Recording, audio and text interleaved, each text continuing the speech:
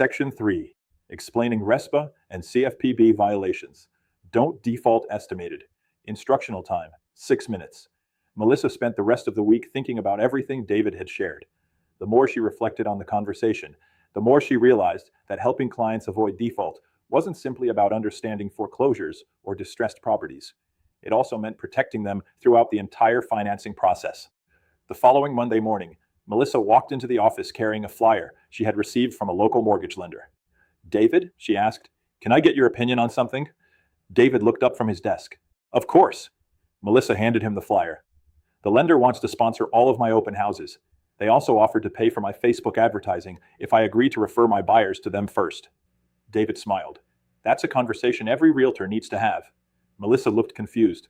It sounded like a great marketing opportunity. "It might be," David replied, "but it also might violate federal law." Melissa raised an eyebrow. "Really?"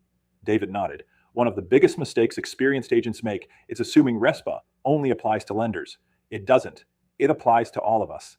He leaned back in his chair. "Let me ask you a question. Why do you think Congress passed the Real Estate Settlement Procedures Act?" Melissa thought for a moment. "To regulate lenders?" "Partly," David answered, "but the real purpose was to protect consumers.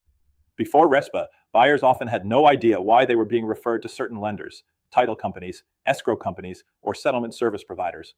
Sometimes, those referrals were based on who paid the biggest kickback rather than who provided the best service." David slid a settlement statement across the desk. Congress wanted consumers to know they were receiving recommendations based on professional judgment, not because someone was receiving a financial benefit behind the scenes. Melissa looked back at the flyer. "So if this lender pays for my advertising and expects referrals in return, that's a problem." "It certainly can be," David replied. "RESPA Section 8 prohibits giving or receiving any fee, kickback, or thing of value in exchange for referring settlement service business involving a federally related mortgage loan. The law isn't limited to cash." Melissa looked surprised. "So what counts as a thing of value?" David smiled. "Almost anything. Gift cards, free advertising, marketing materials, sporting event tickets, luxury dinners, office equipment, lead purchases tied to referrals, even paying for services you normally pay for yourself." Melissa slowly nodded. "I've seen some of those." "So have I," David replied. "The difficult part isn't recognizing obvious violations. It's recognizing the ones that appear perfectly normal." David explained that many business relationships between realtors, lenders, title companies, and home warranty companies are completely legitimate. Educational seminars, sponsorships, and cooperative marketing may all be permissible under certain circumstances. The key question is whether compensation is being exchanged for actual goods or services, or whether it is simply payment for referrals. If someone pays you because you actually performed marketing services with documented fair market value, that's very different from paying you because you sent them business.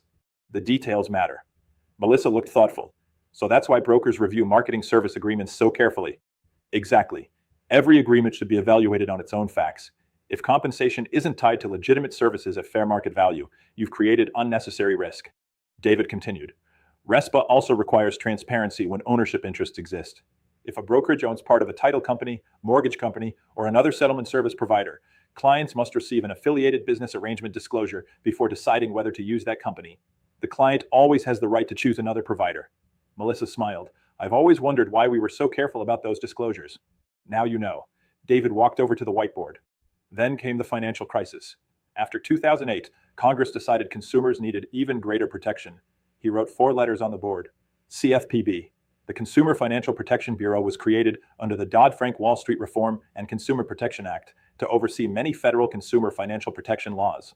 The CFPB enforces RESPA, oversees many Truth in Lending Act requirements, investigates consumer complaints, and has authority to pursue unfair, deceptive, or abusive acts and practices, commonly called UDAP. Melissa laughed. "Sounds like another acronym I'll never forget." "You shouldn't," David smiled. "The CFPB changed the way mortgage transactions operate." He continued. "One of the biggest changes was TRID." Melissa nodded. "The loan estimate and closing disclosure." "Correct. The loan estimate generally must be delivered or placed in the mail within 3 business days after a completed loan application, and the closing disclosure generally must be received by the borrower at least 3 business days before consummation of most closed-end residential mortgage loans. Those timelines exist to give consumers time to understand the financial commitment they're making." David looked directly at Melissa. "Here's where experienced realtors sometimes get into trouble. When everyone is pushing to close by Friday, Someone suggests changing loan terms at the last minute. Melissa laughed. I've been there. So have I. When those changes require revised disclosures, the closing may need to be delayed. As frustrating as that may seem, protecting the consumer always comes before meeting a closing date. David pointed toward the conference room. I've watched transactions fall apart because someone was more concerned about commissions than compliance. The best agents understand that protecting the client protects everyone. Melissa folded the flyer and dropped it into the recycling bin. I think I'll pay for my own advertising. David smiled. Probably a wise investment. The cost of one RESPA violation can be far greater than the cost of a few Facebook ads. As Melissa left the office, she realized this section of the law had very little to do with paperwork. Consumers trust realtors to recommend professionals based on competence, experience, and service, not because someone is offering gifts, marketing dollars, or financial incentives. Protecting that trust is one of the reasons RESPA remains one of the most important consumer protection laws affecting Arizona real estate professionals today. In the next section, we'll examine another area where financial hardship begins long before a missed mortgage payment, understanding how risky lending practices and poor financial decisions can place buyers on the path toward default before they ever receive the keys to their new home. Online discussion. Discussion question 1. A title company offers to pay for your monthly social media advertising if you agree to consistently refer your buyers to its escrow officers. What potential RESPA concerns should you evaluate before accepting the offer? RESPA Section 8 prohibits giving or receiving anything of value in exchange for referrals involving settlement services.